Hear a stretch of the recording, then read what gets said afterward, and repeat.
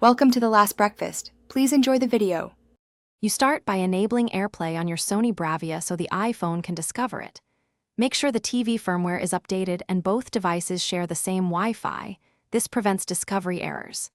On the TV, open Settings, find AirPlay settings and turn AirPlay on. Choose a visibility or require a code if you prefer.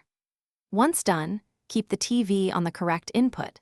This speeds up pairing and avoids searching through HDMI sources. You now mirror from the iPhone. Swipe to open Control Center and tap Screen Mirroring. AirPlay displays available devices. Select your Sony Bravia. If the TV shows a 4-digit code, type it on your iPhone to complete a secure link. Make sure the TV remains on the AirPlay input. If streaming video, close other apps on the iPhone and pause large downloads. This reduces network congestion and keeps video and audio in sync while mirroring.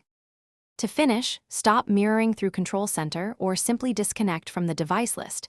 This returns the TV to normal input. If mirroring fails, reboot the iPhone first, then the TV, then the router. Restarting in that order clears local network hiccups.